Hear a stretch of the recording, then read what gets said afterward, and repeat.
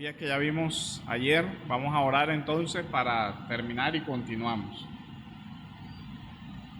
Bendito Dios, te damos gracias, Señor, por tu amor, por tu misericordia, por el cuidado que tú nos das, Padre bueno, y te rogamos que nos acompañes en este curso, Dios, que nos permitas seguir aprendiendo de tu palabra, seguir creciendo, Señor, en la comprensión de ella, que sea para edificación de nuestras vidas y que también la utilicemos para edificar a tu iglesia, en el nombre de Jesús. Amén.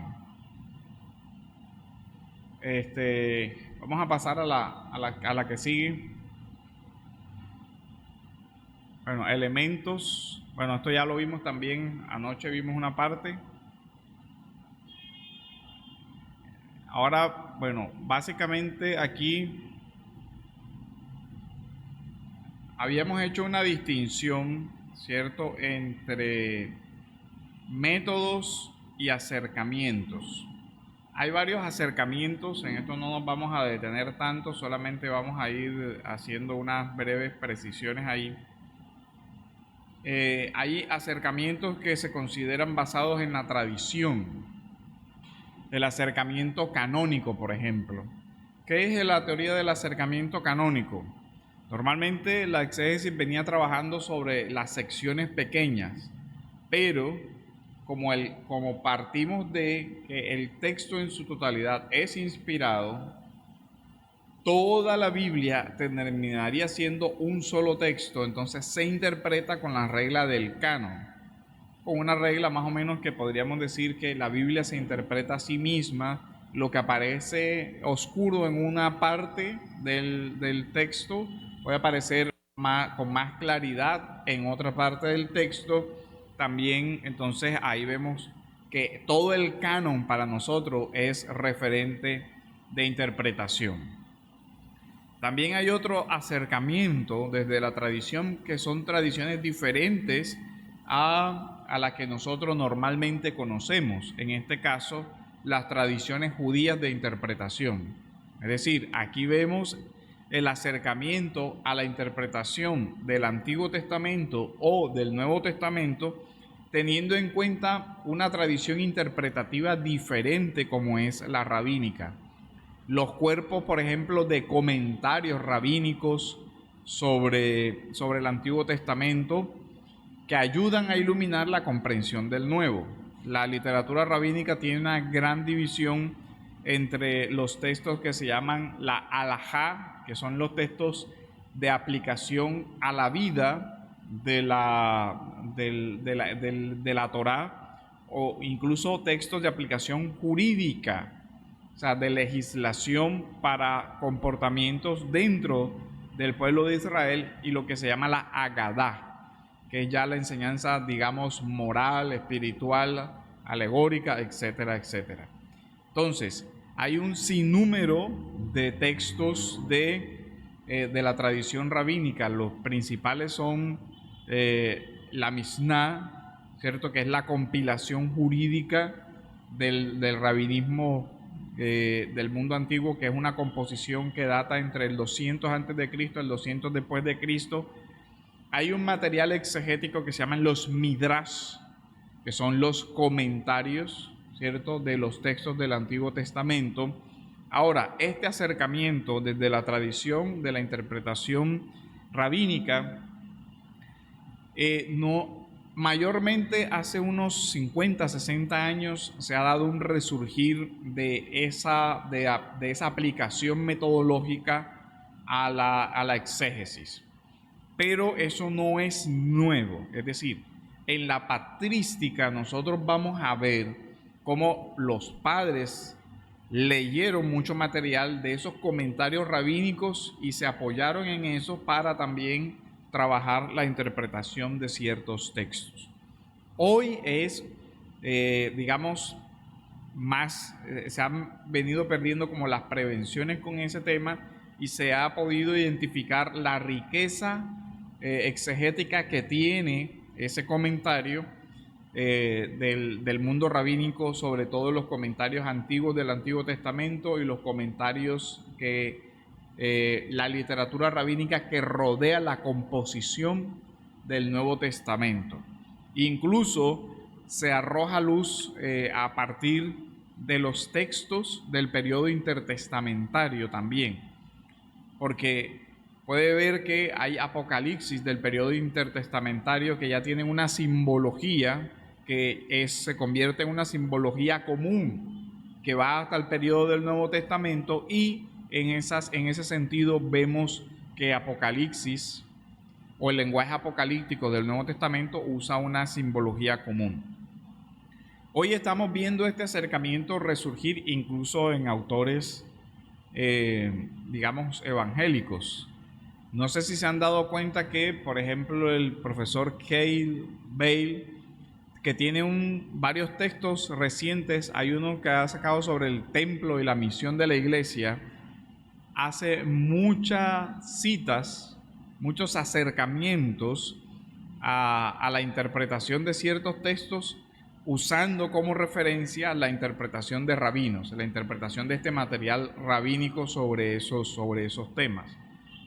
Y así lo hace también en otras de sus obras. Entonces ya se está viendo, si usted toma nota de pronto de hecho, nada más con que usted revise la lista de índice, usted ve la cantidad de escritos de orden rabínico, tanto del Antiguo Testamento como del rabinismo más tardío. Hace una clara referencia al Talmud, a la Mishnah, a la Tosefta, a los Midrashim, a todo ese cuerpo de literatura. Entonces, ahora, esto no es un método propiamente en el sentido de paso a paso, sino que lo que se hace es que se tiene en cuenta, por ejemplo, cuando ya yo hago el trabajo de interpretación, los procedimientos que hemos visto, se compara como una forma de hacer un diálogo entre, bueno, mi conclusión exegética es esta, ahora vamos a ver cómo otra tradición diferente leyó este texto, que me puede aportar esa lectura distinta, y sobre todo ver si de alguna manera el autor bíblico tiene un sustrato de mentalidad que es común a ese mundo, y es lo más acertado, porque también hoy se ha ido revaluando una tesis de que la mayoría de los textos del Nuevo Testamento utilizaban las categorías del helenismo. Durante mucho tiempo la investigación exegética pretendía que el uso, por ejemplo, en el Evangelio de Juan, del concepto del logos, se hacía desde la categoría de la filosofía helenista del logos. Eso se ha ido revaluando y se ha encontrado que ya el judaísmo tenía conceptos un concepto semejante del memra o de otros conceptos de palabra, dabar y otras cuestiones que son realmente la raíz que está utilizando el Evangelio de Juan. Entonces, la raíz que está utilizando el Evangelio de Juan es una raíz de terminología basada en el Antiguo Testamento y en un imaginario común del mundo semita del primer siglo, no necesariamente del helenismo. Y eso ese acercamiento hace enriquecer el texto y lo ubica más dentro de sus imaginarios propios, que es más difícil pretender que dentro de un mundo donde los discípulos fueron educados en la sinagoga y en un contexto de enseñanza tradicional rabínica, que poco tenía relación con el mundo griego y con la filosofía, que ellos usaran más las categorías aquellas que las que les eran más familiares. Entonces se ha visto que enriquece mucho el tema. Ahora, también se ha visto aquí que el Nuevo Testamento usa en común la metodología exegética que era patrimonio del mundo del Nuevo Testamento. Ya hay estudios donde se ve, por ejemplo, el tema del Midrash, cómo se usan la misma técnica exegética en el Nuevo Testamento. Hay una tesis interesante de un profesor español del Agua Pérez, creo que se llama, que dice el Midrash en el Nuevo Testamento, y él comienza a demostrar eso. Ahora, recuerden que eso es apenas natural. Pablo tuvo una educación rabínica, ¿cierto? Él mismo dice que había sido discípulo de Gamaliel. Gamaliel a su vez había sido discípulo del gran rabino Hillel. Entonces viene una tradición interpretativa que Pablo aprendió y que siguió aplicando. Técnicas, por ejemplo, hay una que se llama Kal Vachomer, cuanto más. Literalmente la técnica es una técnica de comparación de menor a mayor.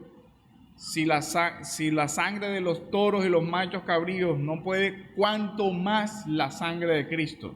Esa expresión es una expresión técnica de una metodología de interpretación rabínica.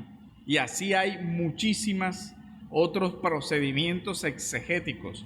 Hay otra que se llama harizá, el collar, donde se usan varios textos como si fuera uno solo. Por ejemplo, cuando el Evangelio cita voz que clama en el desierto, prepara el camino al Señor. Entonces ahí hay una cita de Malaquías, otra cita de los profetas y están unidas. Y dice, y habla como si fuera una sola cita, como si se refiriera al profeta solamente.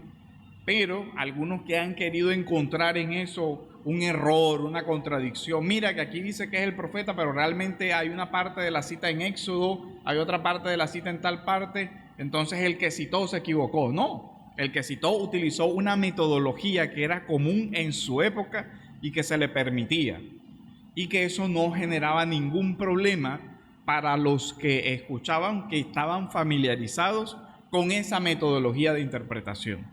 Así que no es un error, el autor bíblico está utilizando un método de interpretación que era común en su época, que nosotros no hemos tenido en cuenta.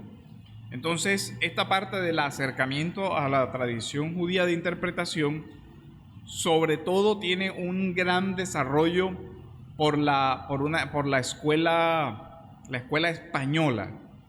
Hay un profesor muy famoso que se llama Alejandro Díez Macho y hay otro que apellido Pérez del Agua. Hay una cantidad de biblistas españoles que tienen una producción intelectual muy grande ya de hace como 40, 50, 60 años, donde ellos han traducido textos de la literatura rabínica al español y además han hecho investigaciones muy serias sobre el uso de la metodología exegética del judaísmo antiguo en el Nuevo Testamento.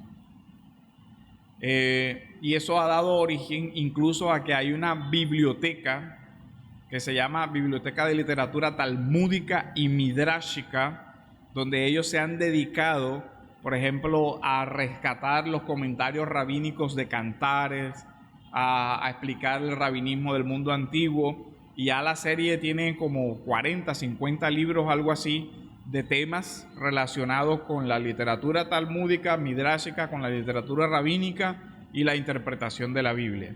O sea, ya es un tema que está haciendo escuela, que ya ha sido desarrollada. Obviamente también hay Alemania y otros países que tienen esa escuela, pero curiosamente en este tema España es uno de los pioneros.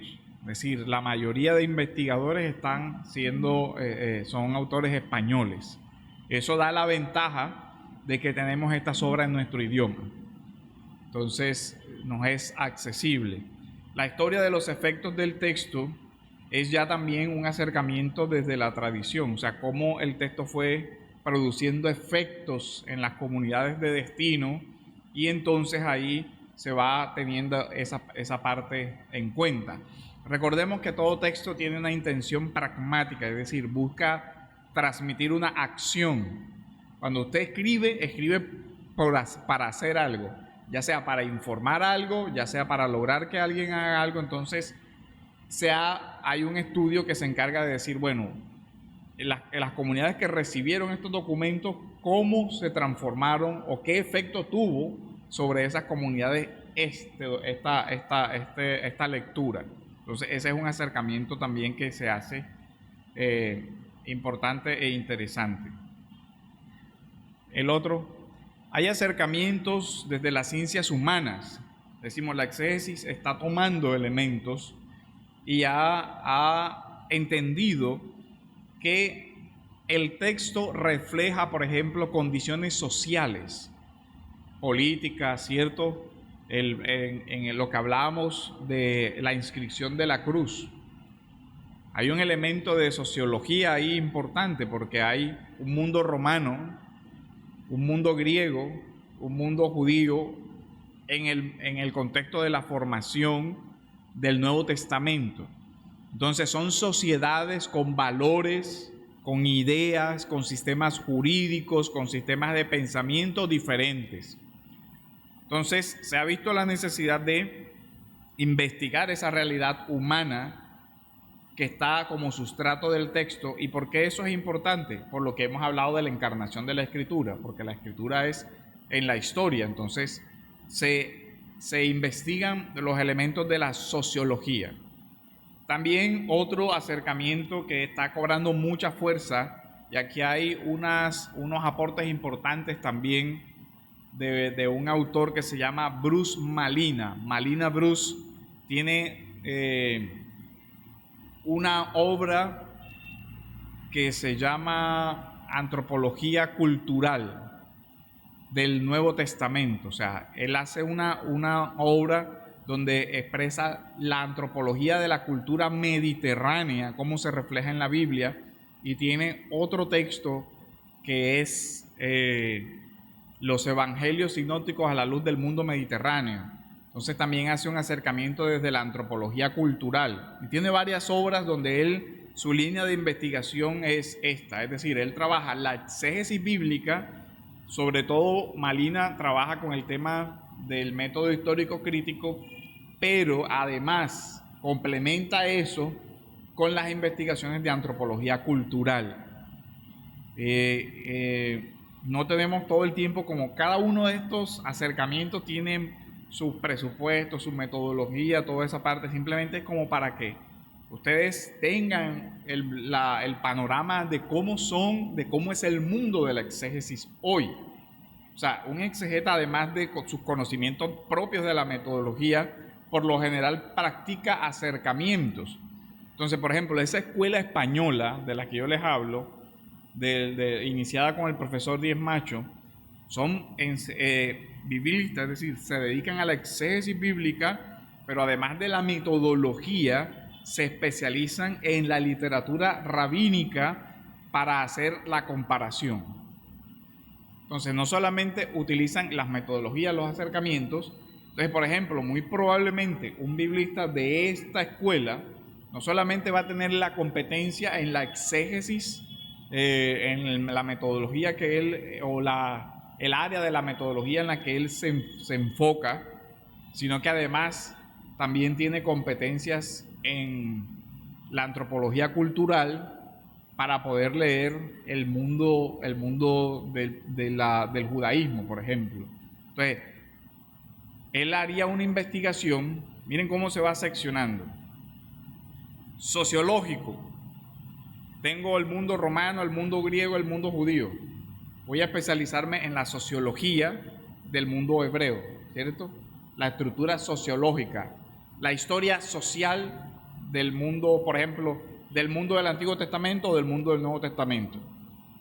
Adicional a esa historia social del mundo del hebreo o de Israel, voy a estudiar la antropología cultural de ese mundo.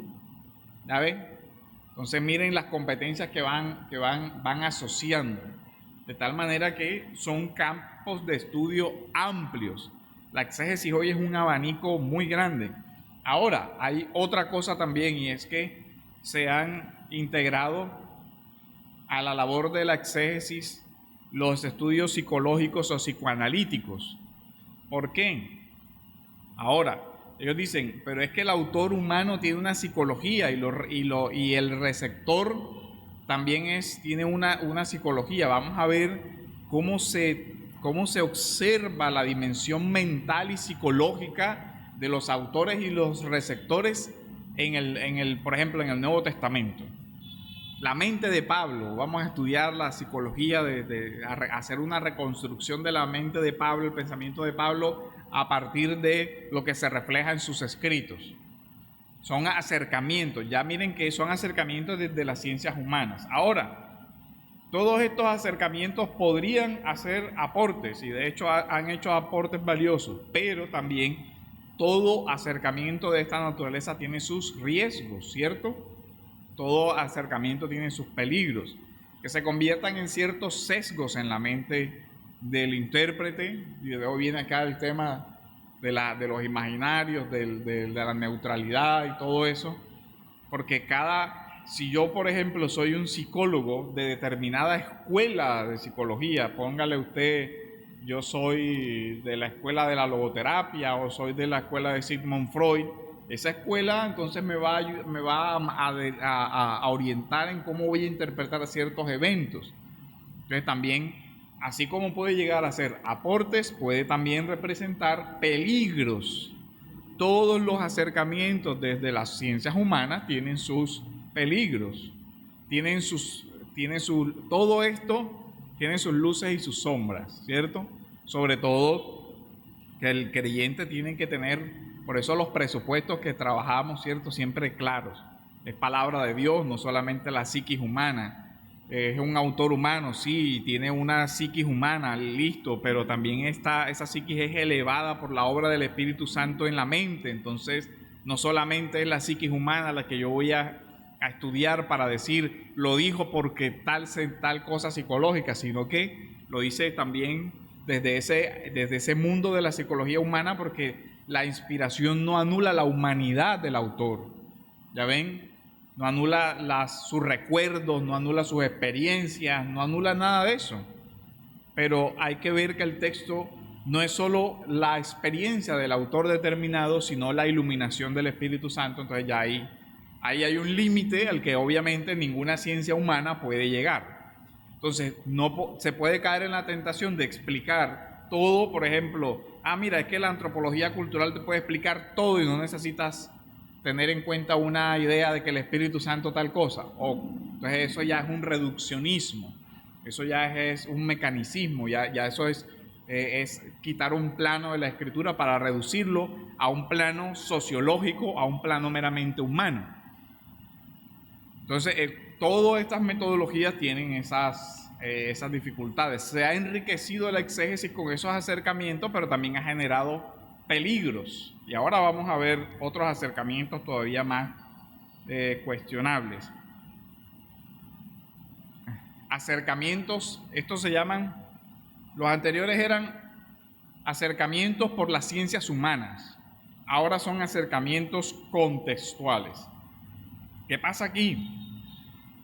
También a esa persona con formación en exégesis que sabe la metodología, que sobre todo la mayoría son métodos históricos críticos, además de esa parte cultural y todo eso, ellos se enfocan en leer el texto aquí es conscientemente desde una específica ideología o desde una específica corriente de pensamiento. Entonces, por ejemplo, hay acercamientos de liberacionistas, es decir, exégetas que además de la metodología quieren leer la Biblia a la luz de la teología de la liberación. Por ejemplo, son liberacionistas, las diferentes escuelas de la teología de la liberación. Pues miren que ya obviamente estos acercamientos contextuales, uno entraría a revisar si los supuestos de esos acercamientos contextuales son compatibles con una lectura de la Biblia bajo ese supuesto. ¿Qué hacen aquí? Lo que decíamos, ellos conscientemente se colocan un lente. Yo creo en alguna versión de la teología de la liberación, la teología de la liberación, la teología del pueblo, el materialismo dialéctico, toda esa parte de la filosofía marxista. De hecho, hay un texto que se llama Lectura Materialista de la Biblia, porque la lee desde la tesis marxista del materialismo dialéctico. Entonces yo cojo las categorías del materialismo dialéctico y con esas categorías voy a leer la Biblia. Porque estoy convencido de que esas categorías aportan una versión de la historia. Entonces, como yo creo que la Biblia es histórica, entonces yo creo que el materialismo dialéctico explica el transcurrir de la historia, entonces yo voy a leer la historia bíblica con el materialismo dialéctico. Evidentemente, habría que hacer muchas objeciones y todo eso, si eso se podría, si debería. El hecho es que se hace. Y cuando usted comienza a leer libros de exégesis, usted se va a encontrar con autores que trabajan la exégesis, pero se tiene que dar cuenta, el acercamiento que él está usando es de la teología y la liberación. Entonces ya él tiene ciertos supuestos con los que yo tengo que tener cuidado. En lo personal yo creo que son lecturas realmente incompatibles, que una lectura marxista de la Biblia choca con los principios elementales del cristianismo, que no es compatible. Igual también hay lecturas feministas. Creo que lo han visto, ¿cierto? Teólogos que defienden el homosexualismo, teólogos que defienden el movimiento LGBTQ, teólogos que defienden el aborto, teólogos que defienden todo ese tipo de cosas. Y que dicen David, Jonatán, que esto, que Romanos no condena realmente el homosexualismo, sino que Romanos se ha leído mal, entonces hay que hacer una reinterpretación de Romanos y todo eso. Bueno, son autores que están leyendo la Biblia con un acercamiento particular, con un acercamiento en clave liberacionista de pronto, unido a un acercamiento con clave feminista, y ya ustedes van viendo que ahí se forma una escuela complicada. Entonces, ahí ya, evidentemente, cuando yo escojo un acercamiento, ya digo mucho de mi forma de ver la escritura, ya tengo una presuposición con la que ya yo voy a hacer una lectura, como el texto que les comentaba de lectura materialista. O sea, el autor ya te dice, voy a hacer una interpretación de la Biblia dentro de una clave que para mí se convierte en un punto, un eje de lectura. Voy a leer la Biblia desde el feminismo, voy a leer la Biblia desde el materialismo, voy a leer la Biblia desde el existencialismo. Por ejemplo, Bullman es, curiosamente, un ejemplo de esto, de un acercamiento muy, muy filosófico, porque Bullman parte para su interpretación del Nuevo Testamento del existencialismo de Heidegger. Entonces, al asumir una posición filosófica, el existencialismo, entonces viene y hace una clave para leer el Nuevo Testamento en clave existencial. Y como la proposición es que lo importante es la experiencia que produce el texto, él dice, no necesitas que los relatos del Evangelio sean históricamente fiables, que sean fácticos. Lo que necesitas es que eso te hable a tu vida. Mientras te hable a tu vida y te transforme, no necesitas el fundamento fáctico, porque además el Evangelio realmente es un mito. Hay que desmitologizar, y la forma como tú desmitologizas es no reconociendo que no, el milagro, por ejemplo, el milagro de Jesús y esto y lo otro, no fue un milagro, fue un acto de solidaridad, todos compartieron y todo lo demás, y entonces entonces a tu existencia, ¿qué te dice? No, el valor de la solidaridad y todo ese tema, que termina siendo una interpretación humanista en clave de una filosofía específica, como su existencialismo. Entonces, aquí pasa. También hay acercamientos fundamentalistas que se encuentran mucho todavía hoy en día, y es, bueno, distinguirlo con el tema del fundamentalismo como movimiento que surge en Estados Unidos y toda esa parte. ¿Qué sucede aquí? Sobre todo la lectura fundamentalista es una lectura que tiende a ser literalista, o sea, un literalismo. Si aquí dice que es un dragón, entonces yo tengo que ver un dragón literal. Si aquí dice que la luna se convertirá en sangre, tenemos que ver el fenómeno meteorológico de una luna convertida en sangre. Y cosas así. No, que son como langostas y tal, esto y lo otro. No, pero lo que se parece a eso son los helicópteros Black Hawk, porque tienen la misma forma. Entonces, así de ese tipo de lecturas literalistas y fundamentalistas que al final no respetan los sentidos literarios del texto. Miren que nosotros hablamos del acercamiento literario, literal. Un sentido literal es el que respeta el género literario en el que está escrito. Si es una poesía, el sentido literal, pues obviamente no es de correspondencia de uno a uno, porque la poesía no hace eso, ¿cierto? Estoy preso de tus ojos, no quiere decir que esté metido ahí dentro del ojo, el ojo sea una cárcel. Obviamente que no podemos leerlo de esa manera. Una vez alguien decía, usted no sabe que usted tiene muchas almas. ¿Por qué? Porque el texto dice en prisiones de oscuridad. Y para que lo metan en varias prisiones de oscuridad, entonces tienen que ser su arma partida para que una parte del alma de la parte del alma de la lujuria está cautiva, la parte del alma de tal está cautiva aquí, y entonces hay muchas cárceles del alma, y uno dice, o sea, una lectura ya rayando no es contextual, ¿cierto? No es literaria, porque obviamente está leyendo una poesía de una clave literal de un extremo bastante fuerte. Además, construye una antropología que no tiene fundamento en la escritura, porque el tema de la inseparabilidad, cuando se separa el alma del cuerpo, se muere la persona, o sea, sencillo. Entonces ya es otro tema. Entonces ese tipo de lecturas así, las lecturas literalistas, donde ahí dice, si tu mano te es ocasión de caer, córtala. Y uno de los padres de la iglesia literal se cortó su miembro viril porque literalmente él pensó que esa era la forma de aplicar ese texto. Entonces ya uno dice, esas lecturas fundamentalistas son peligrosas. Literal se cercenó el miembro. O sea, y ahí uno dice, es un problema, ¿cierto? O sea, porque obviamente cómo abordamos textos como ese, si tu mano te es ocasión de caer, córtala. Si una lectura fundamentalista de eso quiere decir que me tengo que sacar un ojo, que me tengo que mochar un pie, cosas así que obviamente que no.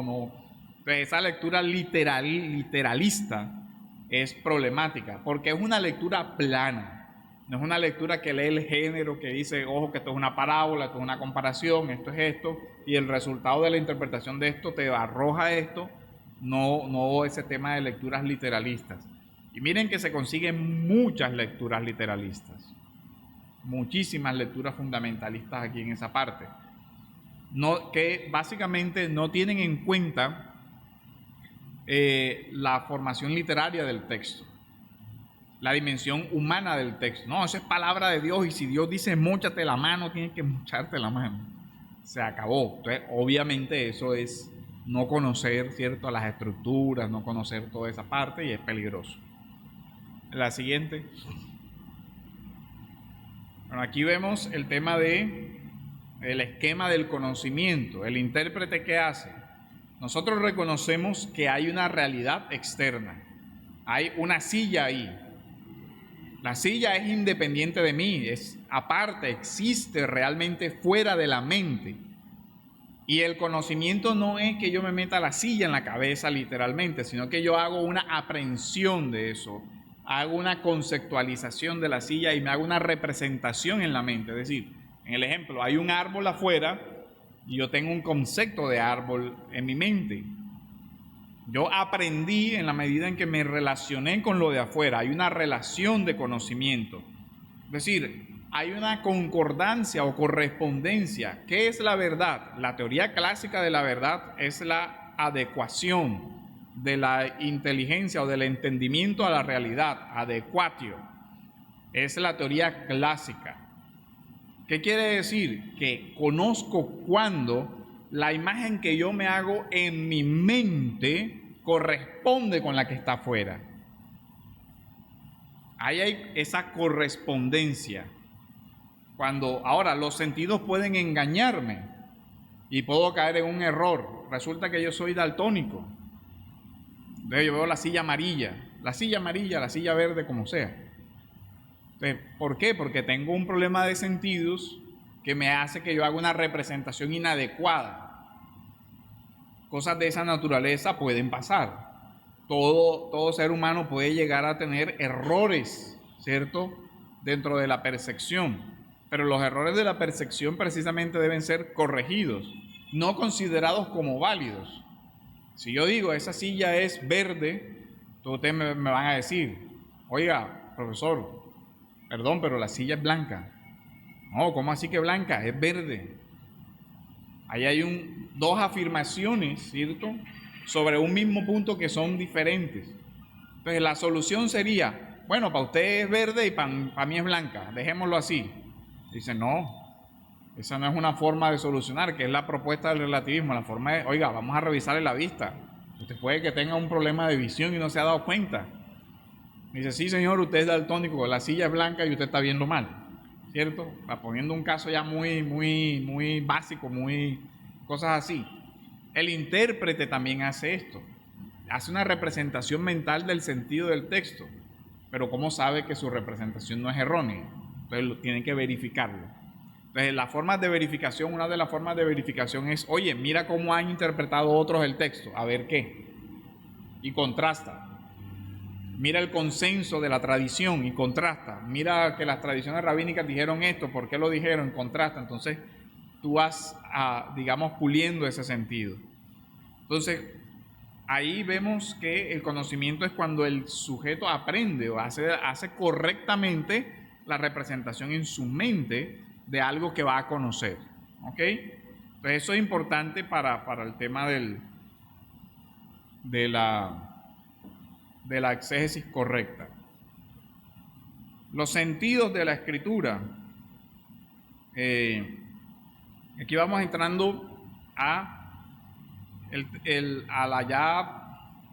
la interpretación propiamente dicha. Siempre, se reconoce que la escritura tiene un sentido literal, un sentido espiritual y un sentido pleno. Esto tiene de mucho de debate. Cuando hablamos de sentido literal, ¿de qué estamos hablando? Estamos hablando de lo que el autor, la intención del autor original, qué quiso decir el autor original, ¿cierto? Pero ojo, sentido literal no es literalismo, ¿ok? Distinguir eso, no es literalismo.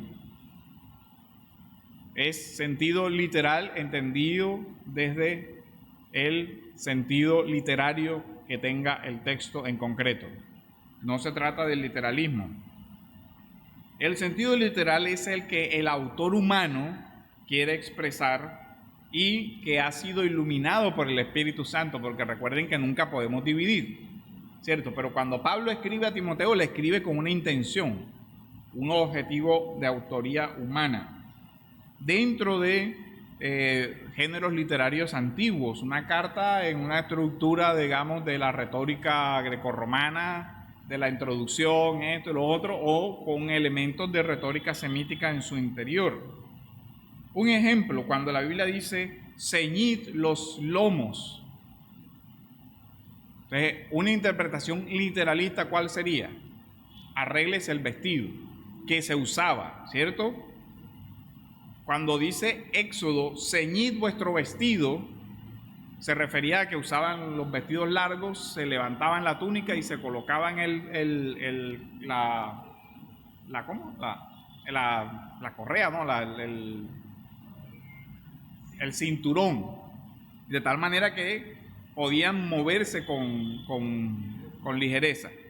En Pedro uno encuentra ceñir los lomos de vuestro entendimiento. Entonces uno dice, bueno, obviamente ya es, el sentido literal no es arréglense la ropa, ¿cierto? Sino hay un uso.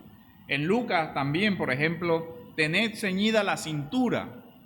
En Lucas 12:35 es tener una actitud mental dispuesta, preparado para. Entonces ya ahí vemos que el sentido literal no se refiere a la ropa, sino a la disposición de la mente. Entonces, el sentido literal depende de cómo él está usando de forma diferente aquí el lenguaje. Entonces, eso es contextual. Ese es un sentido literal. Ahora viene el tema de que el autor humano puede llegar Ahora, ¿cuánto sentido tiene la escritura? En general, hay un único sentido, salvo excepciones como por ejemplo el que vimos de Juan, el Evangelio de Juan del sumo sacerdote, ¿se acuerdan? Que es un caso extremo. ¿Acaso no saben que uno tiene que morir por el pueblo? Pero él hacía un cálculo político, o sea, en clave de sus ambiciones políticas. Pero Juan dice que eso lo decía porque él era el sumo sacerdote de aquel año. O sea, porque es que el sumo sacerdote era el que tenía que aprobar el sacrificio del cordero de la Pascua. Entonces ahí Juan dice, él dijo esto, pero también al mismo tiempo, lo dijo por su ambición, pero lo dijo para que se cumpliera lo que dice la Escritura. Ese es un caso fuerte de dos sentidos de una misma expresión. Entonces, en general, los textos tienen un sentido único, pero también hay ciertas formas de literatura que por lo general no tienen un sentido único. ¿Como cuál? Como la poesía. El sentido de la poesía, digamos que para hacer una representación, el sentido de un discurso por lo general va de uno a uno, pero la poesía es como ampliar, como son lenguajes metafóricos, el sentido es más amplio, es más difícil delimitar ese sentido único, porque, por ejemplo, las imágenes que hablábamos ayer, el Señor es mi roca, un sentido de uno a uno de roca es como, bueno, fuerza, sí, pero también es estabilidad, sí, pero también es permanencia, entonces asociado con eternidad. Entonces, ¿cuál de todos es? Bueno, pueden ser incluso todos, porque no son contradictorios entre sí. La roca puede ser imagen de estabilidad, de eternidad, de fuerza, de impenetrable, pueden ser muchos sentidos. ¿Cuál sentido escogió el autor? Bueno, posiblemente escogió el género literario de la poesía para permitirse la multiplicidad de sentidos. ¿Ya ven? Sentido más amplio. Entonces, la figura literaria también te permite eso, como la simbología del Apocalipsis. Es más amplio el sentido porque es simbólico. ¿Ya ven?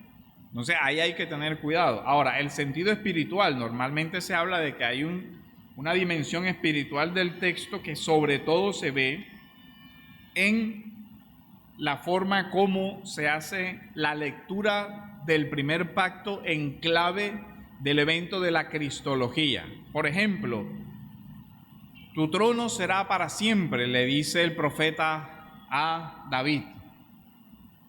Sentido literal primario, el reinado de David será largo, pero no eterno, ¿cierto? Entonces ahí para siempre no es eterno. Pero cuando en el Nuevo Testamento se habla del reino de Cristo como el rey, ahí sí literalmente, miren. Entonces el primer sentido literal es el reino de David es por un tiempo. De hecho el reino de David desapareció, ¿cierto? Se fueron al exilio, tal, pues la misma historia, pero apuntaba a otra dimensión, a un rey que sí es rey eterno. ¿A quién? A Cristo. Y ya cuando el Nuevo Testamento usa la profecía de David como el rey para aplicarla a Cristo, ya es un sentido literal. ¿Por qué es un rey eterno? Porque es un rey que murió y resucitó, porque su reino es reino eterno, porque Jesús es eterno. Ya vemos, entonces ya se usa la promesa literal en un sentido espiritual, de cumplimiento de la espiritualidad. ¿Por qué se puede? Por el mismo principio de la promesa, el cumplimiento. ¿Recuerdan? Ahora, esto no es para que comencemos a crear sentidos de una forma irresponsable. El sentido espiritual no es un sentido subjetivo. Lo que a mí me parece que esto dice, no es eso, sino que nosotros podemos ver el tema, por ejemplo, de mí escribió Moisés, dice el Señor. O sea que hay muchos textos, la roca, por ejemplo, Corintios, habla en un sentido espiritual cuando dice, ¿te acuerdan? La roca del desierto. Entonces viene Corintios y dice, la roca espiritual que lo seguía era Cristo. Y uno dice, ¿cómo así? Bueno, es que aparece una roca a la que Dios le dice a Moisés, háblale. Después aparece una roca a la que dice, golpéala. Entonces, el pecado, hay dos rocas. Entonces, él viene y dice, como si hace la lectura como si la roca estuviera caminando con ellos. Y después dice, la roca espiritual era Cristo. Bueno, ¿por qué? Porque el Señor iba con ellos, porque la nube iba y todo eso, entonces ellos iban detrás. Y así, esos sentidos son sentidos ya de una interpretación espiritual. Hay que tener cuidado con no caer, ¿cierto?, en espiritualizar todo, porque ya eso es otra cosa, ya eso es un mal uso de esa realidad. Miren que está la realidad y está el peligro, ¿cierto?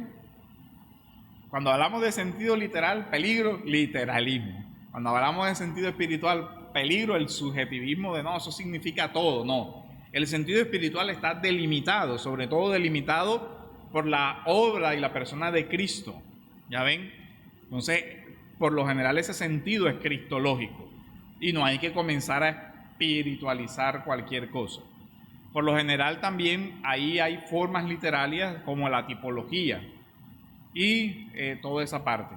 Un sentido pleno puede ser cuando un texto del Nuevo Testamento interpreta, por ejemplo, una realidad del Antiguo. Cuando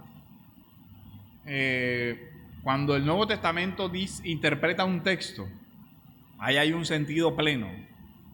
Cuando dice el sentido, uno de los ejemplos de sentido pleno es Isaías 7:14, como lo cita Mateo 1:23, la Virgen, ¿cierto?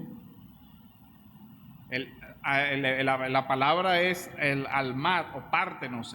Si usa la Septuaginta, el sentido almat puede ser mujer joven, ¿cierto? O puede ser mujer virgen también.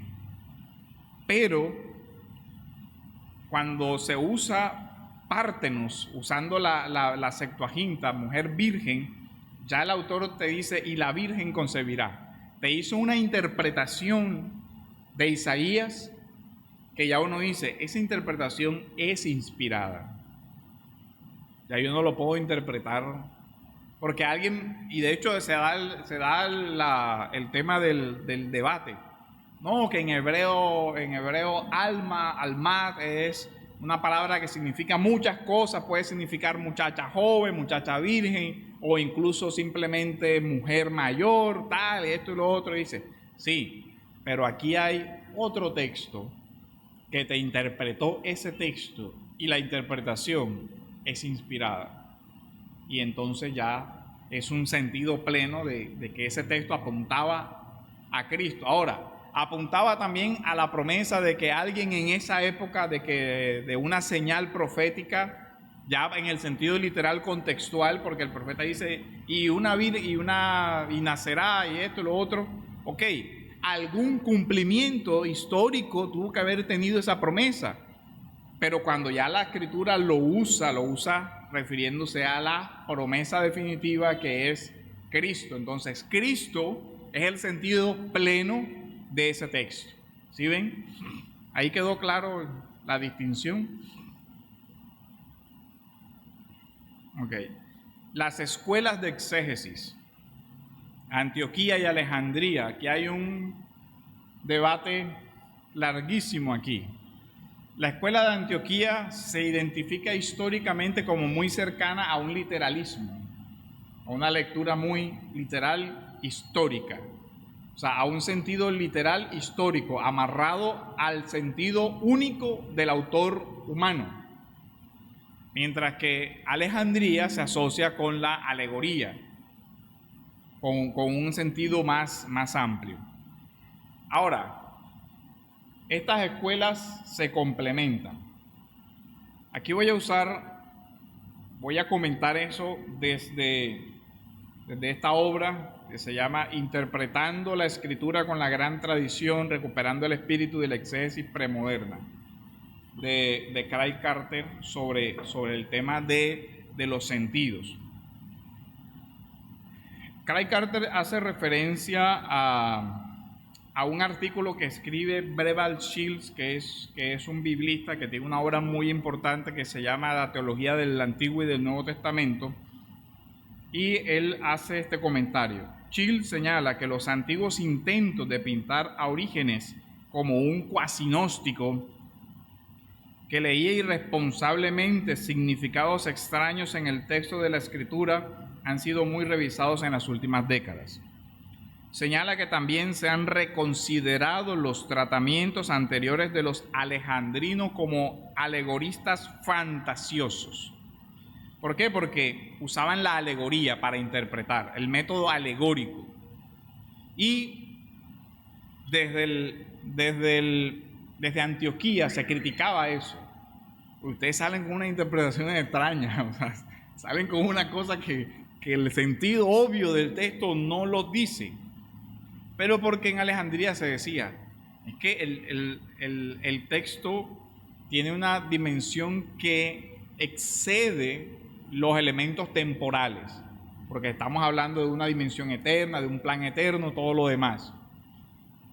Entonces el énfasis era en los principios universales que veían derivar de la Escritura. Ahora, eso tiene un peligro. ¿Cuál es el peligro? Que se comience a dejar de lado el anclaje histórico. Ahí Antioquía tiene razón. Ojo, no pueden comenzar a hacer esas interpretaciones buscando los principios generales o los principios eternos y desligarse de las realidades temporales. Eso es peligroso. Por otro lado, quedarse solamente en que el texto tiene una dimensión humana y que el autor estaba ensamblado en un momento de su tiempo en la historia, también tiene otro peligro. ¿Por qué? Porque también por la doble autoría, ¿cierto? También el texto estaba proyectado hacia el futuro y hacia aplicaciones eternas, hacia aplicaciones en todos los tiempos. Entonces, por un lado, los alejandrinos decían, hay que buscar las verdades que son aplicables a todos los tiempos. Y de pronto se pasaban por alto ciertos elementos contextuales. Pero por el otro lado estaba el peligro de Antioquía de decir, no, Pablo le escribió a Timoteo y solo a Timoteo y ya, hay que buscar qué dijo eso. No, espérate, sí, tiene el contexto, pero hay que ver los principios que trascienden. Con el tiempo, los dos métodos se convierten en complementarios y no en contrarios. Es decir, una interpretación sana tiene que tener en cuenta el mundo literario, literal, en el sentido del autor original y los principios que se van a pasar. ¿Ok? ¿Qué sigue diciendo el texto? Porque el texto es bien interesante. Aquí dice, ya se está replanteando el tema de que los alejandrinos eran simplemente unos imaginativos ahí, que todo lo que se le imaginaba ya decían que eso es. Ahora, dice, y de los antioqueños como precursores del método histórico moderno, porque tampoco era así. Ambas escuelas de intérpretes coincidieron en reconocer la presencia de un significado espiritual y literal, o de un significado literal y espiritual en el texto. O sea, ambas escuelas sabían que habían los dos sentidos, pero algunos hacían más énfasis en el sentido literal y otros más énfasis en el otro. Gran parte de la confusión ha surgido debido a que varios términos como teoría, alegoría, escopos o nous se utilizan de forma diferente en Antioquía y en Alejandría. Había como una confusión ahí. Entonces, no, tú no tienes en cuenta esto, tú sí, y así todo el tema dice. La principal preocupación de los alejandrinos era que el sentido literal, aparte del espiritual, mataba el significado. O sea, los alejandrinos decían, si ustedes dicen que nada más tiene un significado literal primario, o sea, están cercenando el significado para el futuro. Mientras que la principal preocupación de los antioqueños era que la secuencia histórico-bíblica podía perderse en el simbolismo de lo intemporal. Dice, en últimas, con esa interpretación alegórica se va a perder la dimensión histórica del texto y el texto ya no va a tener anclaje en la historia. Eso es peligroso. Pero ambos tenían sus luces y sus sombras. Ya después el tema se va resolviendo. Habla Caray Carter y dice, Chill señala que los exegetas cristianos reconocieron la validez de ambas preocupaciones y con el tiempo incorporaron aspectos de ambas escuelas a la corriente principal de la tradición cristiana. O sea, ya después la patrística fue regulando el tema y como poniendo límites a los excesos, a que no se cayera en un literalismo, a que no se cayera en una alegoría sin sentido literal. O sea, se fue como un justo medio ahí. Bueno, ambas cosas son importantes, pero ojo, no los extremos. Hay que tener cuidado con los extremos. Entonces, ¿qué sucede aquí? Ahora, hay otro tema que es importante y que vamos a hablar con detenimiento, y es que hoy mucha de la exégesis crítica, sobre todo el método histórico crítico, desecha la exégesis patrística por el tema del alegorismo, porque creen que era una forma de lectura irresponsable. No, la lectura patrística tenía un fundamento teológico. La patrística conoció algo que se llama la regula fidei, la regla de la fe. Entonces, sus alegorías estaban sujetas a la regla de la fe, que contenía las doctrinas esenciales del cristianismo, como el credo apostólico y las confesiones. Entonces ellos decían, bueno, puedes alegorizar siempre y cuando no te salgas de este eje teológico. La alegoría tiene que tener una utilidad pastoral, pero no puede ir contra el sentido literal ni contra el sentido teológico del texto. Entonces miren que el tema de la alegoría de Alejandría tenía una base de búsqueda de pastoral, o sea, de una enseñanza moral, de una enseñanza espiritual al tema. Dice, ustedes se están quedando en explicarle a la gente qué se dijo, pero el tema es qué dice para hoy. Entonces miren que hacen un énfasis y una de las formas de trasladar ese sentido es alegorizándolo. Ahora, obviamente que eso tiene peligros, ¿cierto? Y que no es un método que se pueda usar de forma irresponsable y que ningún sentido alegórico puede perder el eje de veridicción del sentido literal. ¿Ok? Pues, pero esa parte de la patrística no tuvo problema con eso. Pues miren lo que sigue diciendo Craig Carter. Una importante contribución que ayudó a mantener la tradición exegética dentro de un parámetro coherente fue Irineo, que destacó la regla de la fe como contenido teológico de la Escritura. La regla de la fe surge orgánicamente de la Escritura y proporciona la guía para la posterior interpretación de esta. La regla de la fe se resume en el credo de los apóstoles, pero surge de la propia Escritura. Entonces, aquí viene el tema.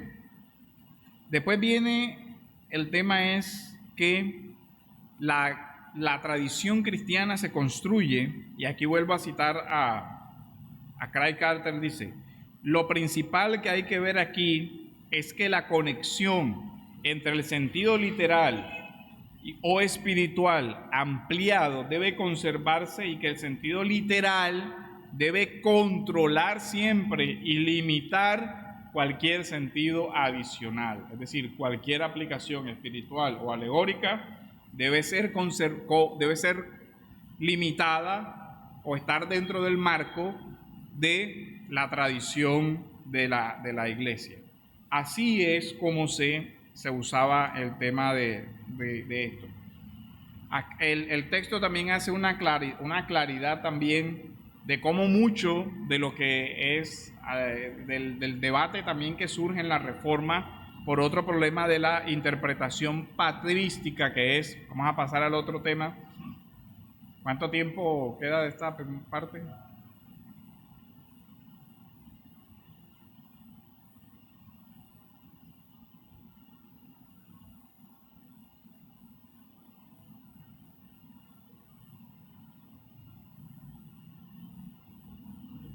Bueno, vamos a hacer un break aquí. Regresamos con la cuadriga medieval y otra parte, y ya con eso terminaríamos todo esto y comenzaríamos los ejercicios. O sea, como con una hora más ya terminaríamos toda esta parte conceptual que necesitamos terminar para ya entrar a los ejercicios, porque en estos ejercicios tienen que, por ejemplo, hacer el ejercicio de sentido literal, sentido espiritual, aplicación al mundo actual. Entonces, ahí ya vamos, ahora que regresemos a trabajar esa parte de la cuadriga medieval y pasamos a ya nos queda poco.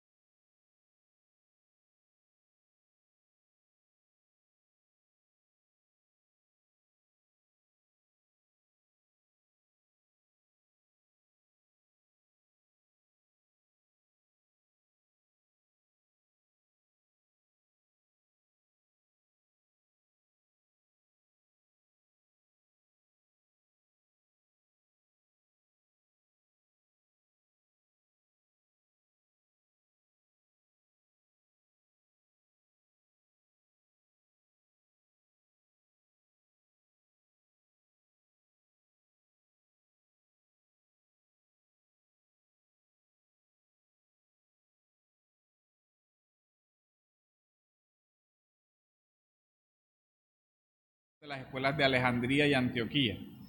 O sea, la iglesia después dice, oye, bueno, esta parte es valiosa, pero tiene un peligro. Los alejandrinos tienen este peligro, pero esto otro que están tratando de hacer es valioso. Bueno, los antioqueños tienen esto valioso porque se aferran al sentido histórico, literal, contextual, pero también tienen un peligro. Entonces fueron, digamos, eliminando los extremos y aprovechando la riqueza de cada cosa. Después viene eso hace parte del periodo de la exégesis patrística. La exégesis patrística tiene una riqueza y eso es una especialidad prácticamente.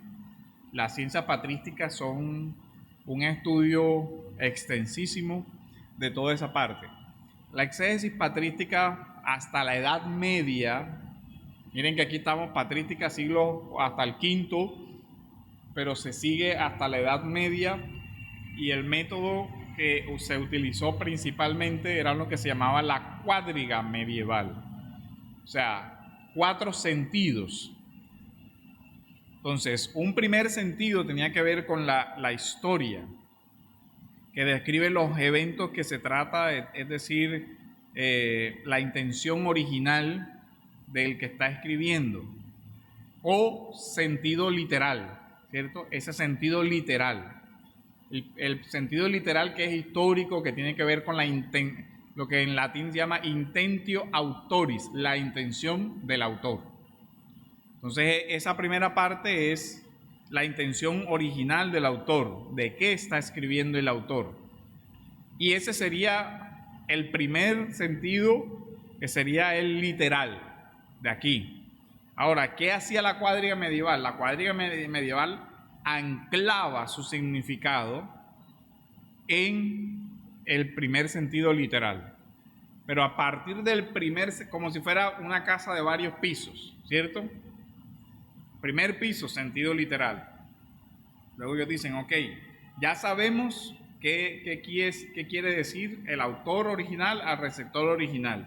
Ahora vamos a ver si el texto permite otro sentido espiritual o algo. Y ahí era donde se comenzaba a utilizar la alegoría, pero la alegoría construida desde el sentido literal. Y la alegoría, como les decía, controlada por la regla de la fe.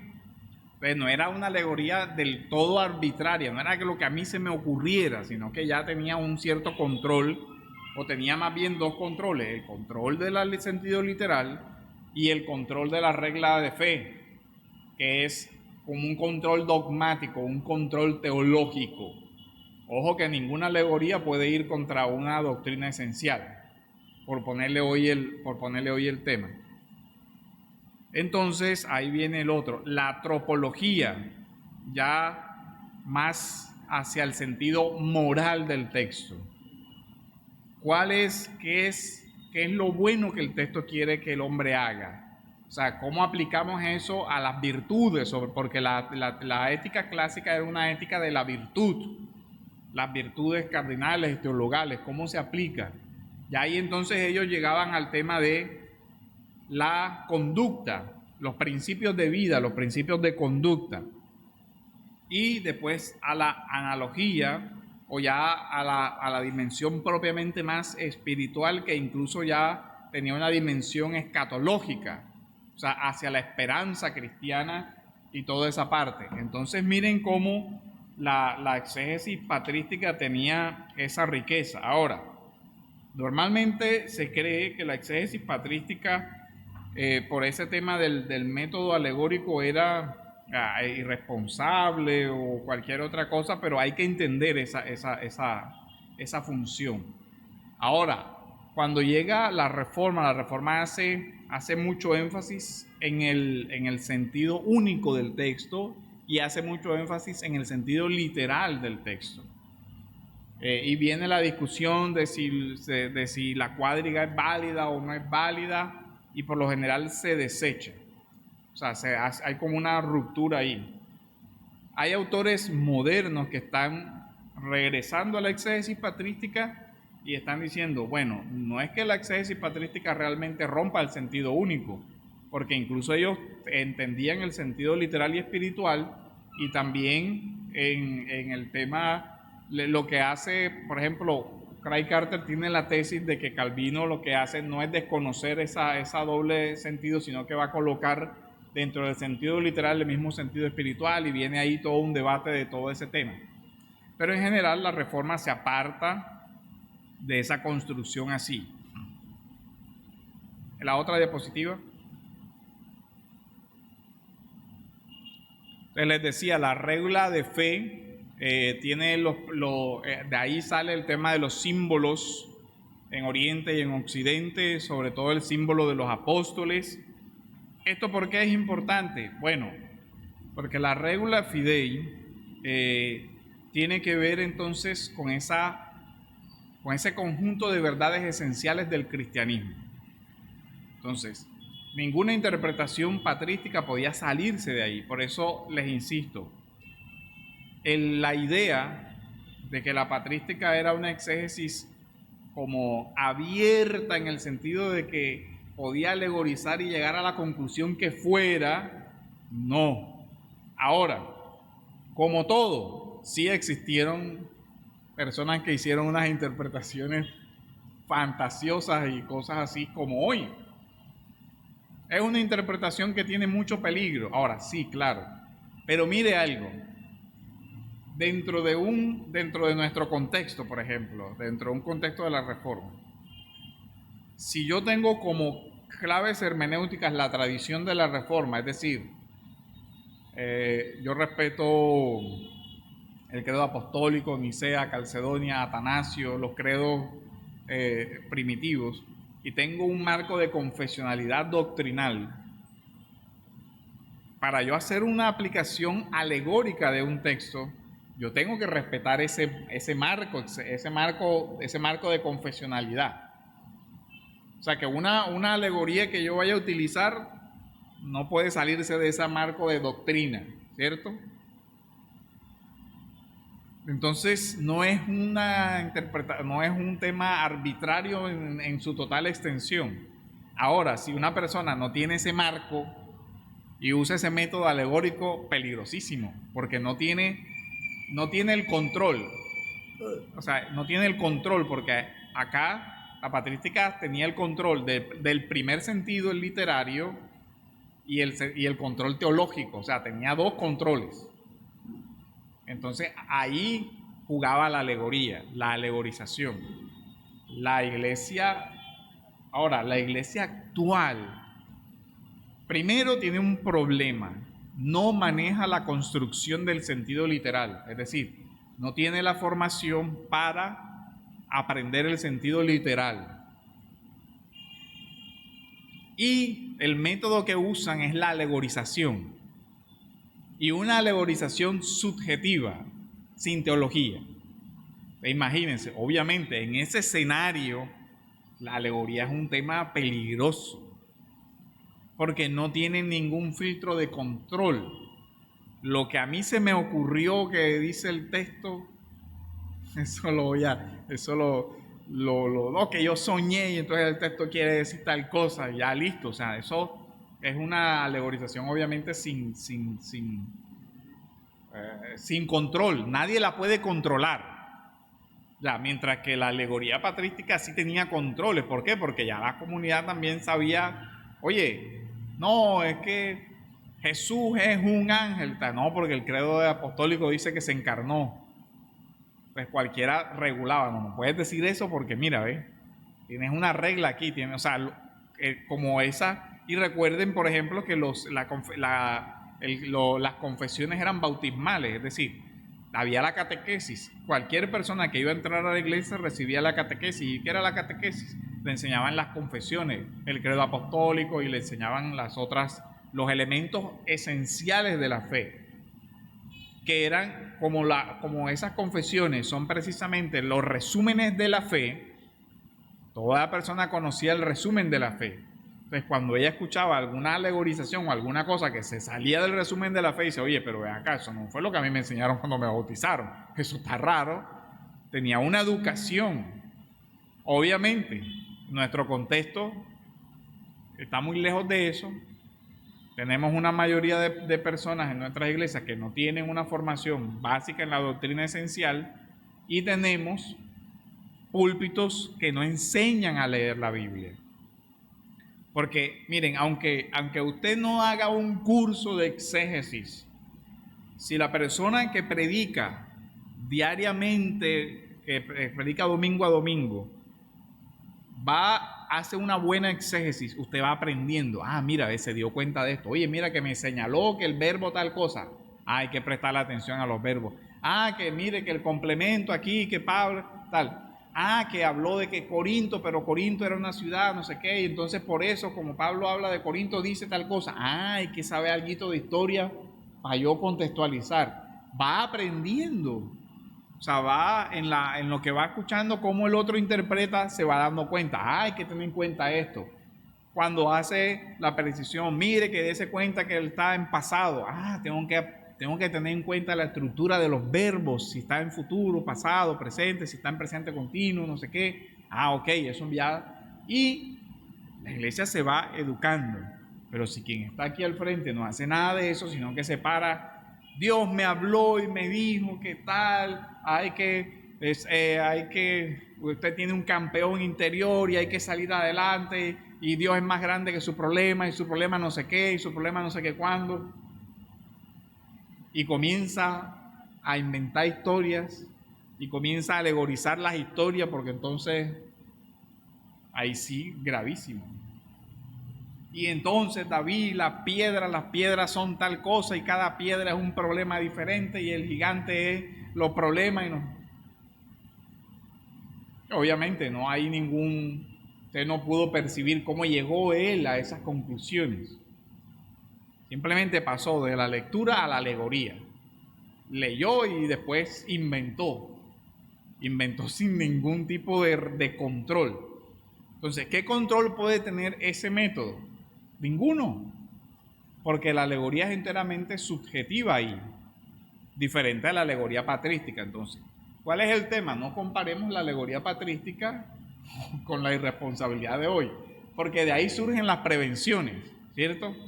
Si yo voy a una iglesia y veo toda esa cosa y dice, y eso es el método alegórico, obviamente hay que salir corriendo y ese método no sirve.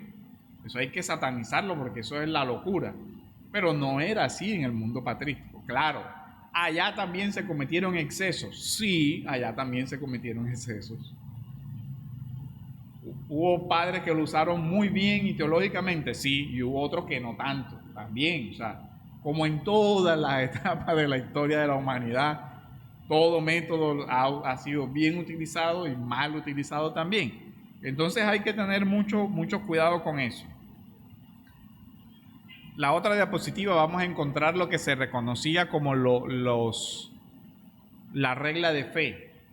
Esta es Irineo, la demostración apostólica, es un texto de Irineo, demostración apostólica, el numeral 6. Dice, he aquí la regla de nuestra fe. Esto es lo que se conoce como la regula fidei. El fundamento del edificio y la base de nuestra conducta. Dios Padre increado, ilimitado, invisible, único Dios, creador del universo. Este es el primer y principal artículo de nuestra fe. El segundo es el Verbo de Dios, Hijo de Dios, Jesucristo nuestro Señor, que se ha aparecido a los profetas según el designio de su profecía y que según la economía dispuesta por el Padre, por medio de él ha sido creado el universo. Además, el fin de los tiempos, para recapitular todas las cosas, se hizo hombre al fin de los tiempos, para recapitular todas las cosas, se hizo hombre entre los hombres, visible y tangible, para destruir la muerte, para manifestar la vida y restablecer la comunión entre Dios y el hombre. Y como tercer artículo, el Espíritu Santo, por cuyo poder los profetas han profetizado, por el camino de la justicia, y que al fin de los tiempos ha sido difundido de un modo nuevo sobre la humanidad, por toda la tierra, renovando el hombre para Dios. Esta es de la regla de fe. Esta regla de fe se transmitía a las personas en el bautismo. Esto lo vemos también en Irineo contra las herejías, en el libro 1, en el pasaje 4. la otra que viene. Miren lo que dice: así ocurre al que guarda de manera inalterable en sí la regla de verdad, la regula fidei, que ha recibido por medio de su bautismo, reconocerá los nombres, las frases y las parábolas procedentes de la Escritura, pero no reconocerá el sistema blasfemo inventado por estos. Ya se refiere al tema del gnosticismo y todo eso. Entonces él dice, alguien que ha sido bautizado y que a quien se le enseñó la regla de fe, la regula fidei, las confesiones, el credo y todo eso, no va a creer el gnosticismo, porque ya tiene un anclaje teológico. ¿Ya ven? No le va a creer las interpretaciones gnósticas. ¿Por qué? Porque ya tiene un anclaje teológico. También Orígenes, en el Tratado de los Principios, viene y dice: y hemos venido a creer que Cristo es el Hijo de Dios y que es de Él de quien hemos de aprender la verdad. Así también entre los muchos que piensan tener los sentimientos de Cristo, hay algunos que opinan de manera distinta que los demás. Y él dice, hay que guardar la doctrina de la iglesia, la cual proviene de los padres de los apóstoles por tradición sucesoria y permanece en la iglesia hasta el tiempo presente. Y solo hay que dar crédito a aquella verdad que en nada se aparta de la tradición eclesiástica y apostólica, es decir, que nada se aparta de la regla de fe. Miren cómo ellos controlaban las falsas enseñanzas con la regla de fe y la exégesis, porque aquí también es un debate entre si la exégesis gnóstica, la exégesis de los docetas y la exégesis de los herejes era válida. ¿Y qué le enseñaban ellos a la gente?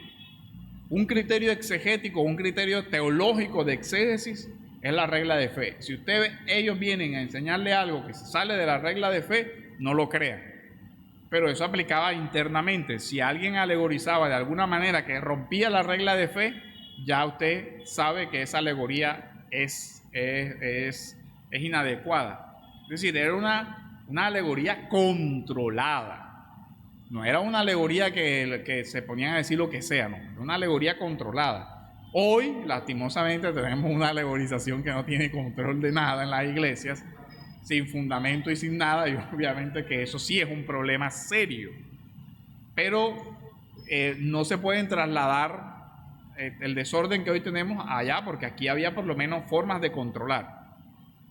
Ahora, que los controles se los pasaron por alto a veces, bueno, también en todas partes pasa eso. La exégesis en la historia. ¿Qué pasa aquí? Bueno, periodo apostólico, periodo patrístico, Edad Media y Reforma. Casi hasta la Edad Media, hasta la Reforma, la exégesis es lo que se conoce como precrítica. Es decir, no usa las categorías del método crítico que estábamos hablando, ¿se acuerdan? Del método histórico crítico. Por eso se habla de precrítica. Era más asociada a la exégesis patrística, a la búsqueda del sentido literal, a la búsqueda del sentido espiritual, y ya se iba regulando los excesos de la exégesis patrística, ojo, que el sentido único, toda esa parte. Pero ya la Ilustración en adelante, la época moderna, rompe con todo eso y comienza el periodo que se conoce como crítico, donde se hace una relectura de la historia, donde se hace las metodologías, se avanza en ciertas cosas. Ahora,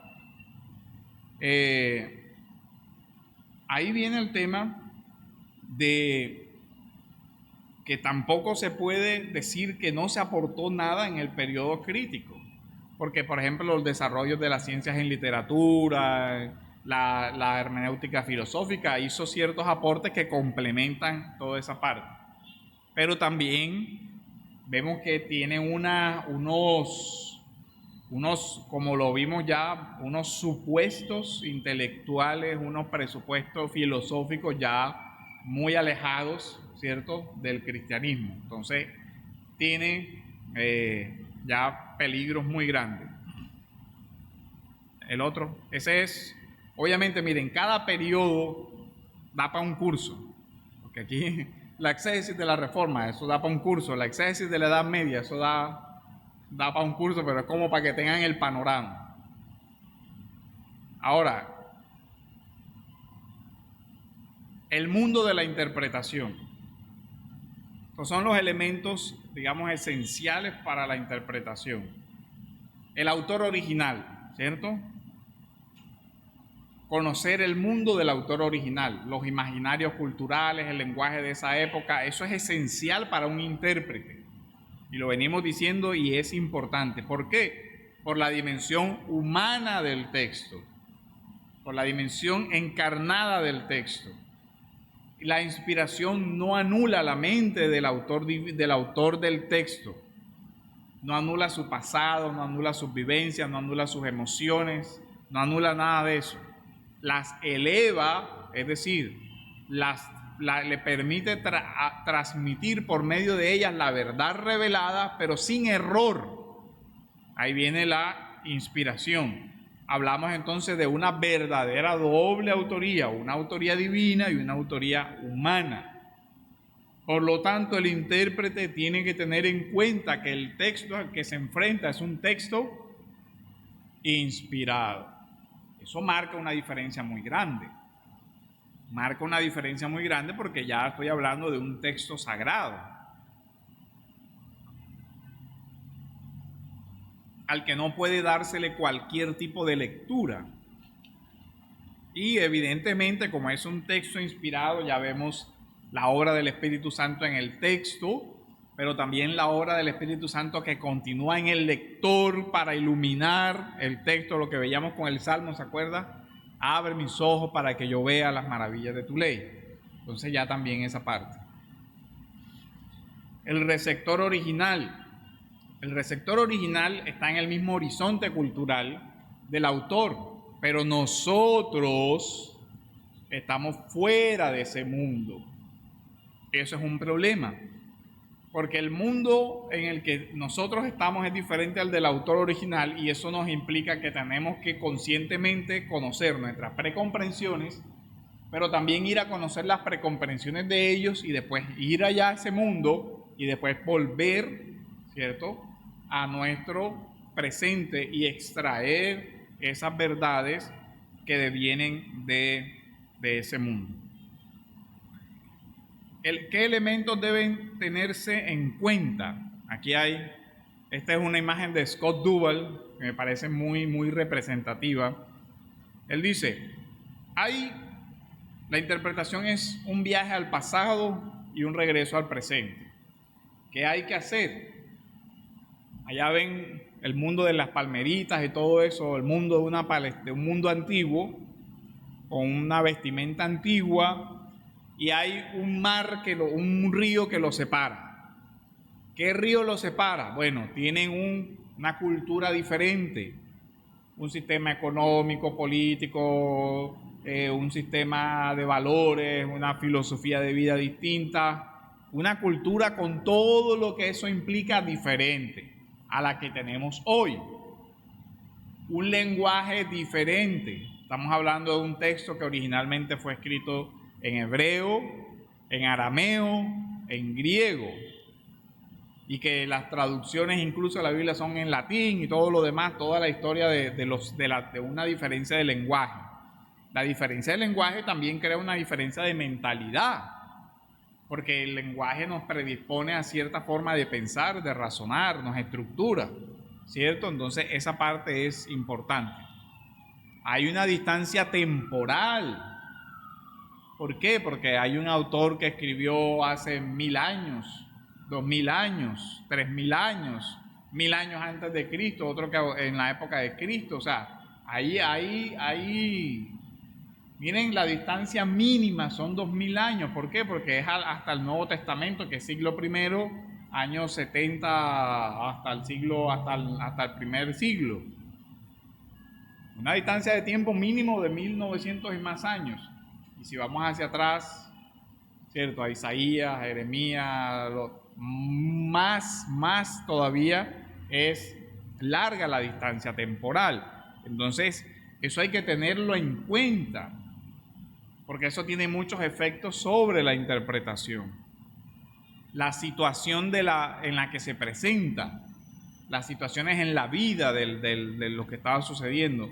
si es un texto que tiene que ver con el templo, con la adoración, en cuál templo, el primer templo, el segundo templo, el tabernáculo del desierto, qué pasaba, qué sucedía, todo eso.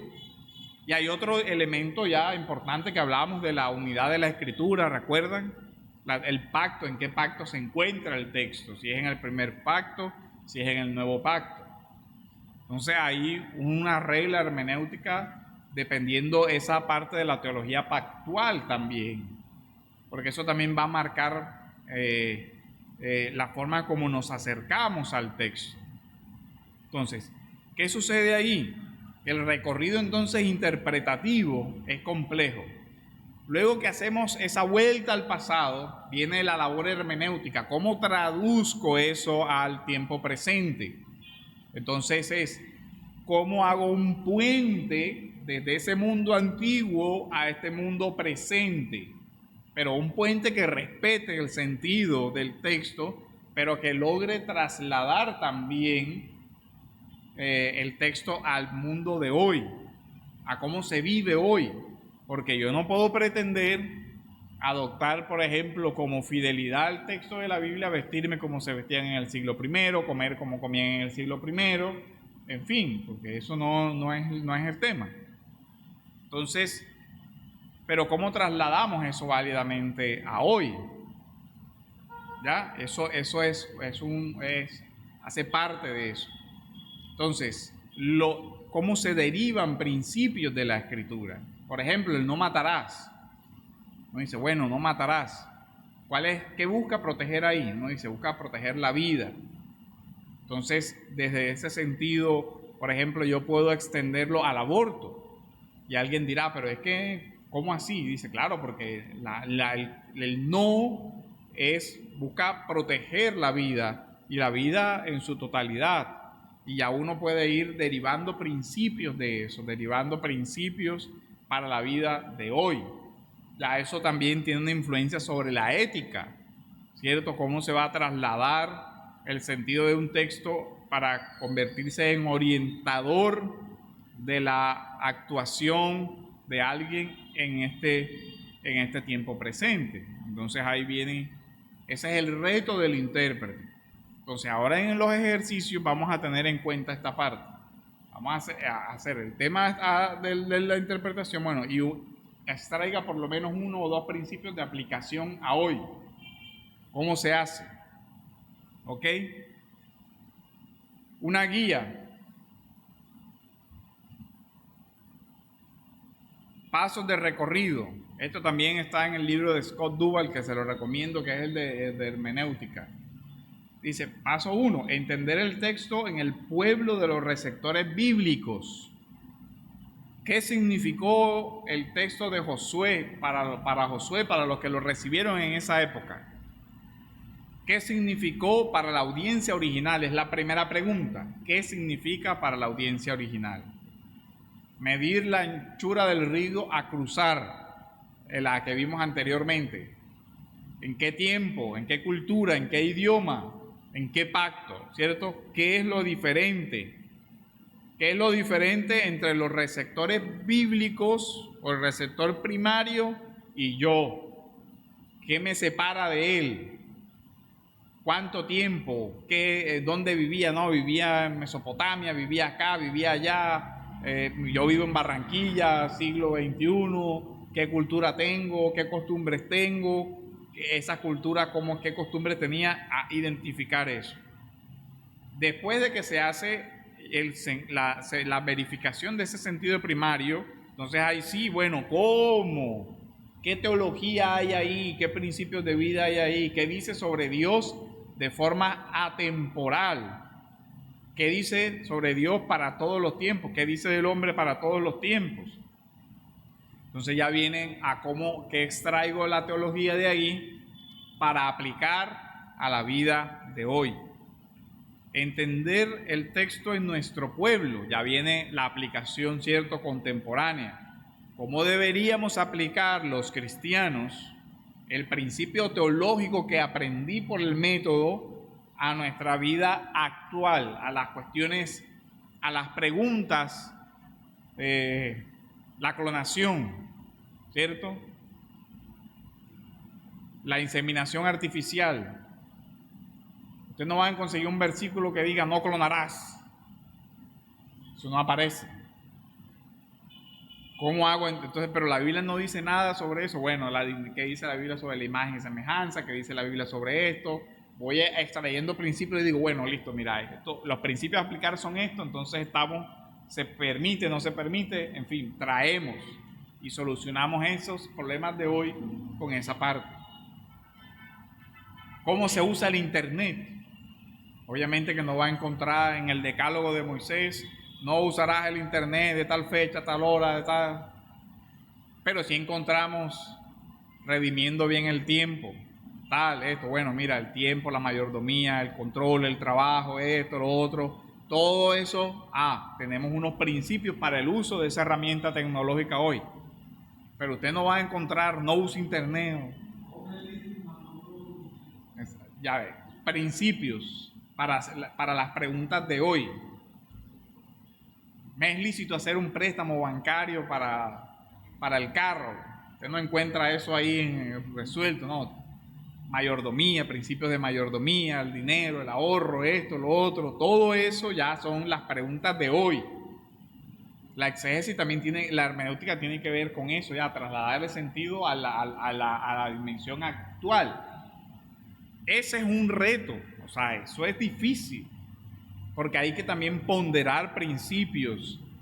Hay que decir qué se puede hacer aquí, qué se puede hacer acá, cómo se aplica este principio y qué pasa si chocan principios. Un ejemplo de choque de principios. Llegan los discípulos y recogen espigas en el día de reposo. Y los fariseos llegan, en Marcos, los fariseos llegan, ¿y por qué estos discípulos hacen eso?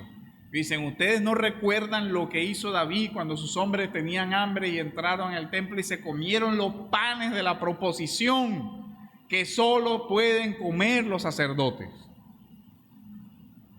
Y fueron sin culpa, es decir, no fueron condenados por eso. Y dice, ¿cómo así? O sea, ¿está el principio de la pureza se anuló? No, se ponderó diferente, dice. Los mandamientos son para la vida del hombre, ¿cierto? Si los mandamientos son para la vida del hombre, ¿qué valía más? ¿Que ellos comieran y no murieran? ¿O esto? Entonces ahí se da. Y miren cómo se va dando esa ponderación de principios. Se va dando resolución a casos difíciles. ¿Anula eso el mandamiento del día de reposo? No, pero le hace una cierta excepción. Nadie puede trabajar, pero yo soy médico. ¿Cómo hago ahí?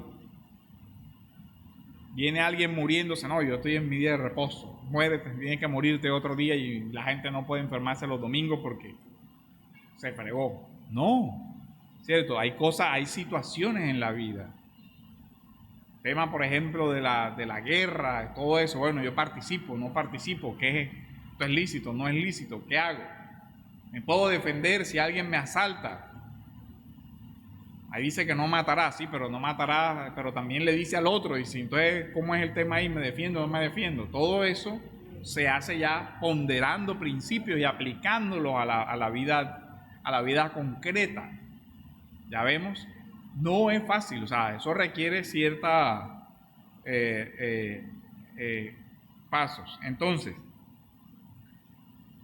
la otra, en el primer paso, ¿qué es lo primero? Leer y releer, leer con calma, leer varias veces, viendo los detalles, lo que veíamos ayer, que se repite esta palabra, el paralelo aquí, esto acá, esto aquí, por qué lo hace, por qué lo dice. Vemos que es una lectura ya con una mentalidad distinta, ¿cierto? Una lectura que tiene en cuenta el detalle, cuáles son las palabras importantes, las que más se repiten. Una lectura que va a buscar qué género literario es. Esto es una parábola, esto es una comparación, esto es un símil, esto es una alegoría, ¿esto qué es? Ahora que hablamos de la alegoría, recuerden la de Pablo en Gálatas, ¿cierto? las dos ciudades, las dos mujeres son los dos pactos y esto es una alegoría. O sea, el Nuevo Testamento usa esa alegoría. No es común, no es que sea el generalizado, pero ya vemos por lo menos que no es tampoco condenado. Dice, el fragmento está asociado a qué, de dónde viene el tema, qué pasaba antes, qué pasaba después, cuál es el contexto del libro, ¿cierto? Para yo hacer eso. Cómo se conecta con esta parte con la otra parte del libro. La recomendación aquí en este tema es, cuando usted va a interpretar un texto, usted tiene que hacer varias lecturas de ese texto para que le dé la lectura del panorama. Es decir, usted, por ejemplo, va a leer un evangelio. Lo primero que usted tiene que tener es el marco general del evangelio. ¿Qué quiere decir? Que usted debe leerlo de principio a fin varias veces, repetidas veces hasta que usted se familiarice con eso. Y eso es un trabajo de tiempo. No es de leer de rapidez y no. Y de leer 1, 2, 3. Puede leer 10, 20, 15, 30 hasta que logre familiarizarse con el texto. Resumir.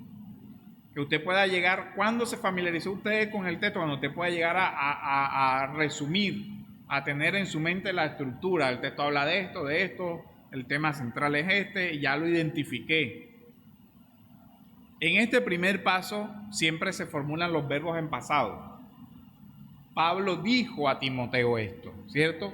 Porque yo estoy reconstruyendo el primer tiempo, me devolví en el puente hacia el pasado. Se dijo esto, se creyó esto en pasado. El segundo paso es muy exigente. ¿Por qué? Porque me requiere estudios fuera de la Biblia. Cultura, la historia social de Israel, la historia de Roma, la historia de Grecia, la historia de Asiria, la historia de Babilonia, qué época fue que vivió Nabucodonosor, todo eso. ¿Qué pasaba? Que el rey Ezequías en qué época vivió, fue rey de Israel o fue rey del norte, del rey del sur, dónde se ubicó, en qué periodo de tiempo.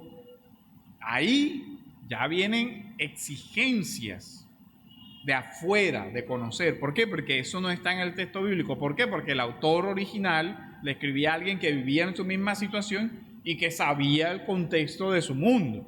Pero nosotros no lo sabemos, entonces a nosotros nos toca ir a ¿qué? A reconstruir esa información con base en fuentes externas, un diccionario arqueológico, un diccionario de contexto cultural, en fin, herramientas. Ya el exégeta ya tiene que usar herramientas para eso, para comprender eso.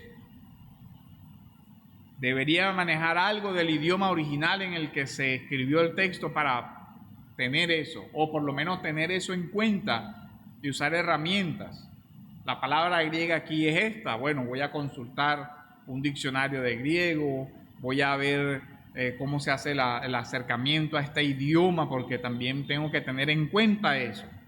Ya vemos que no es cualquiera el que hace un trabajo de exégesis serio.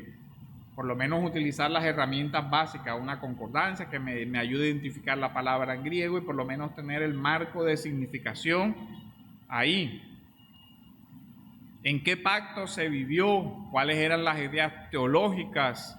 En fin, todos los aspectos que yo necesite para acercarme a ese mundo. El tercer paso, ya viene verbos en tiempo presente. Ya tengo que identificar qué es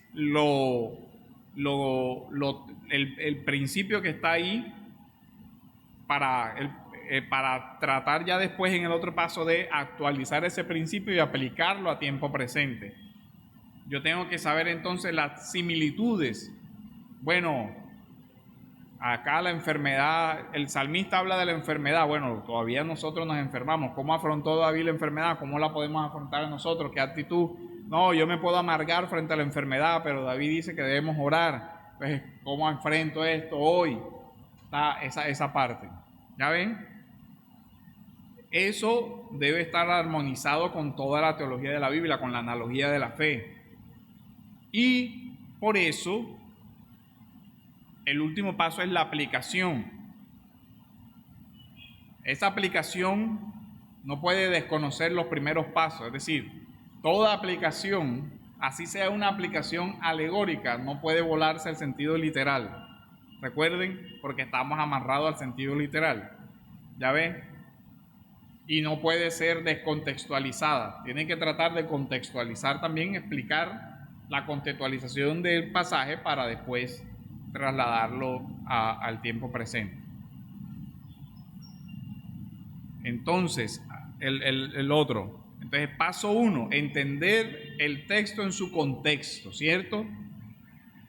¿Cuál es la pregunta central aquí?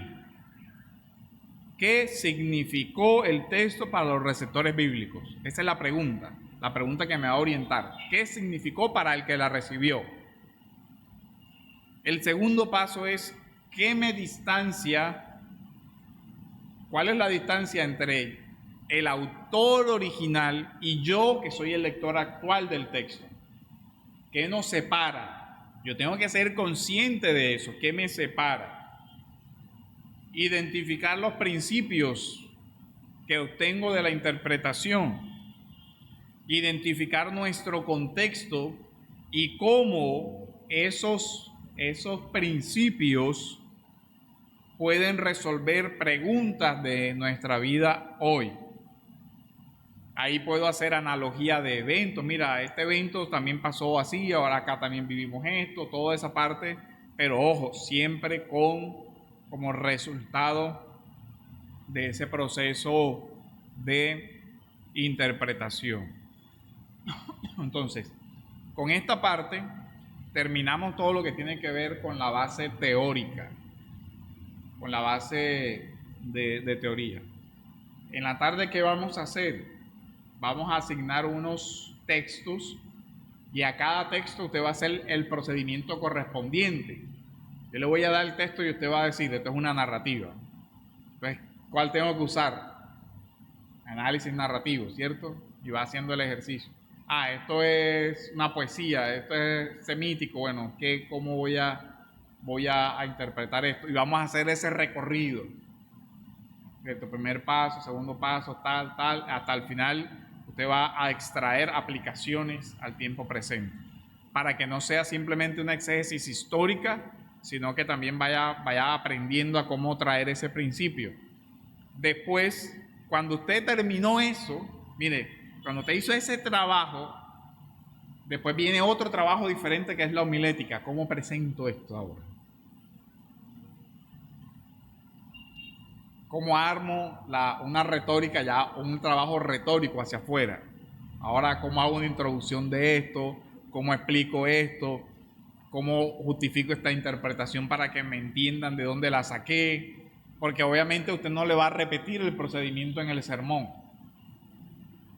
Ya usted va a hacer una síntesis y va a explicar el texto y a aplicarlo al tiempo presente. Pero detrás de eso está todo esto, que es el reto. Entonces, hasta aquí, ¿hay alguna pregunta, duda, comentario? Para, digamos, salir, almorzar y venir ya. Probando.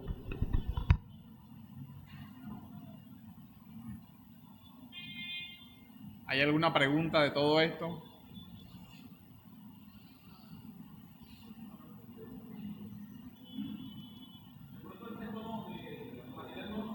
Probando. Sí, ahora después, o sea, en la tarde ya no es clase. No, la bibliografía, hay una bibliografía en el plan de curso, cuando le llega el plan de curso hay una bibliografía. ¿A eso se refiere?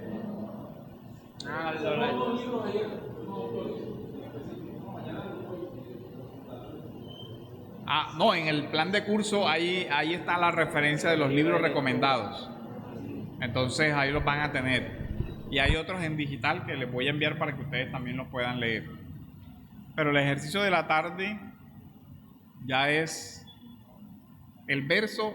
Traigan lápiz, traigan para escribir, o sea, donde sacar también sus anotaciones, porque tienen que hacer el ejercicio de paso por paso. Entonces, eso sería lo que nos toca.